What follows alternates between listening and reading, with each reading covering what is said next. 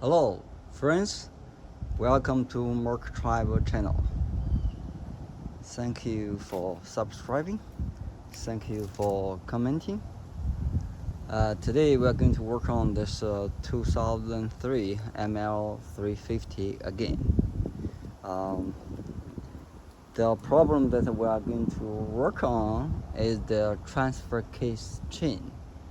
When it goes bad, you are hearing a homing sound when you do quick acceleration, or even worse, it will start to jump the gears, so you will hear sound. My car has not go to that stage yet. I'll show you how it behave when I do a quick acceleration.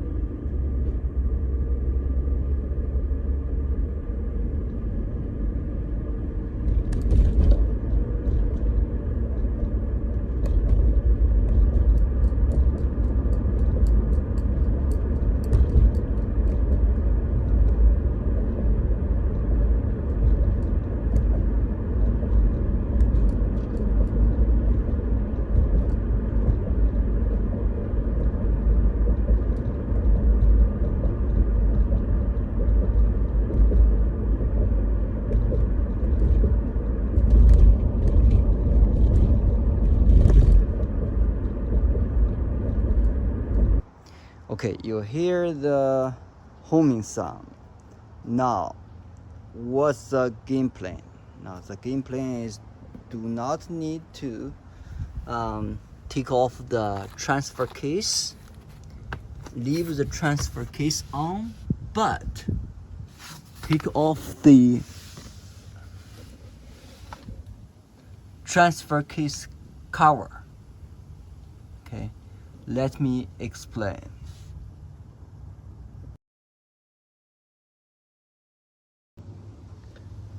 Okay, this is the transfer case cover. Now it's attached on by those small bolts. I think T40, not that sure. Bolts. Okay, to take it off, we have to disengage the rear drive shaft. Okay, let's see if you can get back focus. Okay, to do so, okay,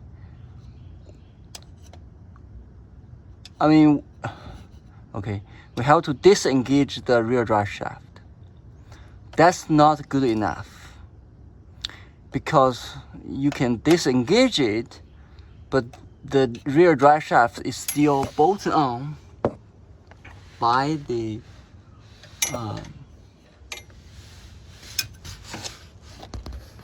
let me turn around.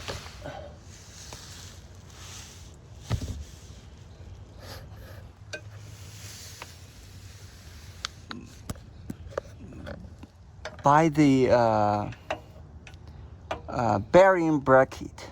Okay, there are two 16 millimeter bolt, one on each side, right about here. This area on the top, there is the 16 millimeter nut. You loosen those bolts, disengage the drive shaft bolt that connect the transfer case and the rear drive shaft, so you can lift the rear drive shaft, make room for the transfer case cover to take it out. Now, to take the transfer case out, cover, to take the cover off, I will take this is called a balance weight off. This is a heavy piece, like a 10-pounder also. You see someone writing right here, so I think someone has been here before. Okay, also you see this yellow mark. This is a mark to show the now before you, let's say, before you disengage the rear drive shaft,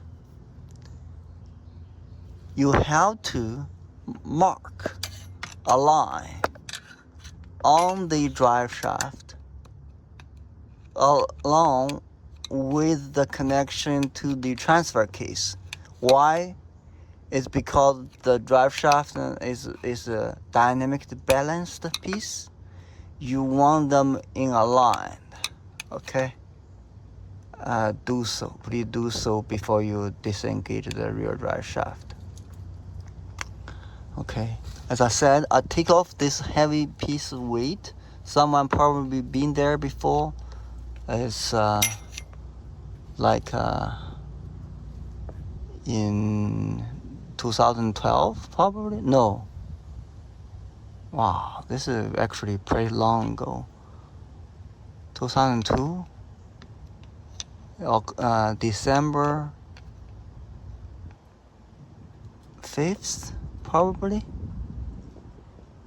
Okay, so I'll take this off. Help me when I remove this cover. Now, this is the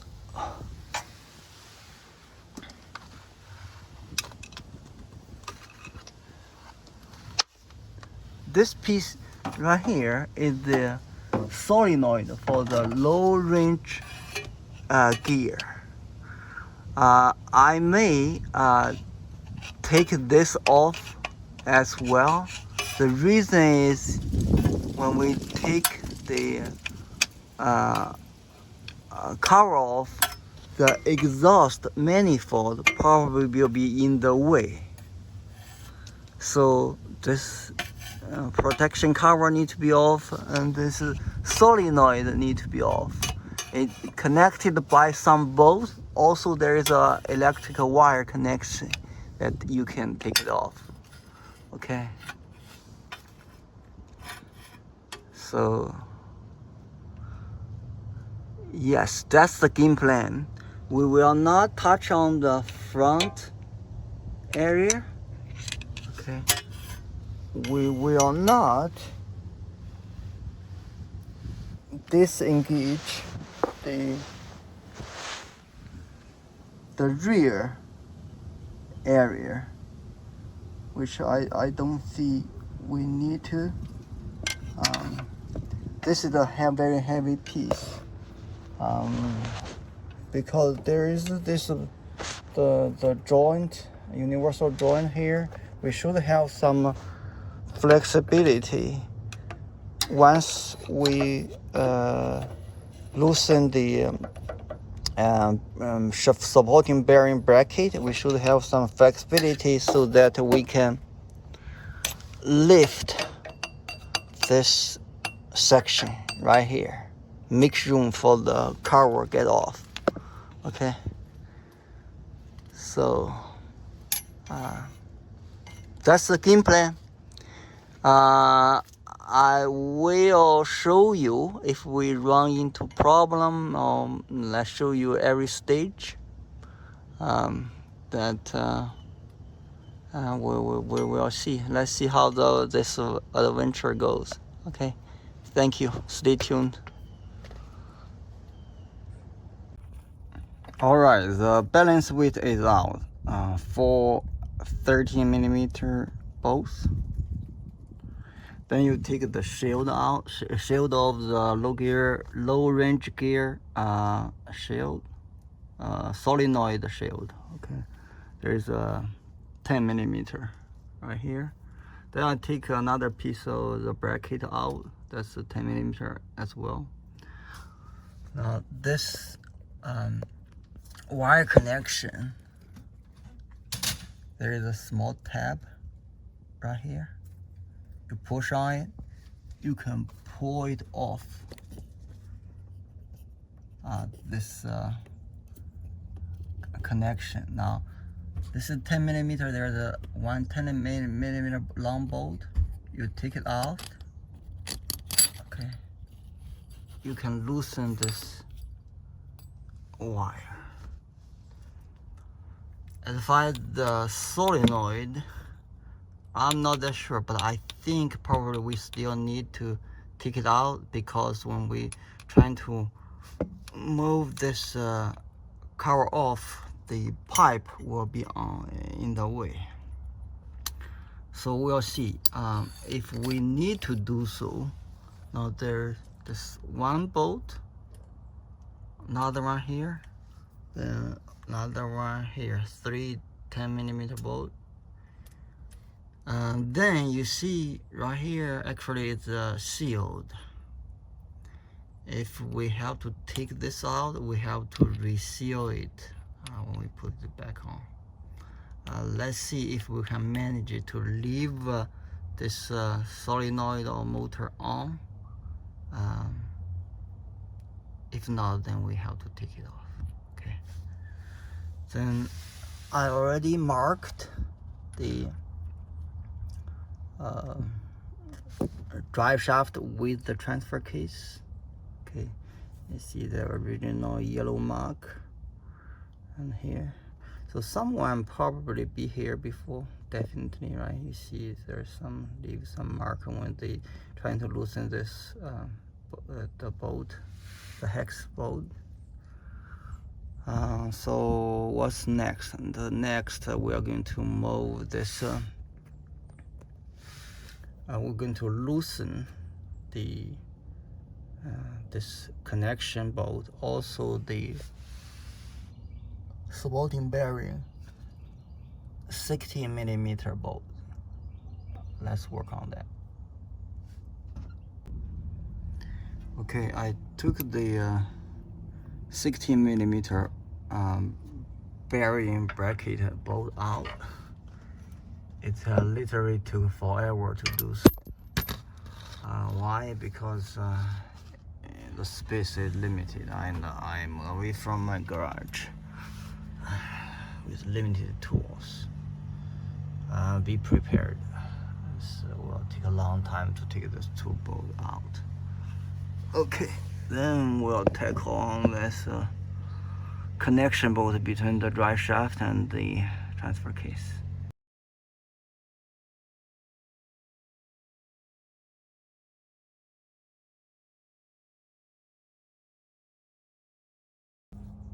Okay, we successfully separated the drive shaft and the transfer case output shaft. So next step, we're going to loosen those like 20 bolts around. Okay. Then we'll try to separate. Well, first we are going to drain the oil. Then we're going to try to separate the transfer case. If you look at here, there is those lobe, one on each side. Okay. And you can use the apply bar. There's supposed to be there the pin on each side that positioning the transfer case. Okay, we'll see. We take all the bolt out. There are total 18 and T40. You better have a power tool, otherwise quite a task. There are a few at the top. It's very hard to reach. Okay. Also, there is a wire attached to that. There is a clip on the top. When we take the transfer case cover off, I'm going to be able to show you. Now, next step is going to drain the oil.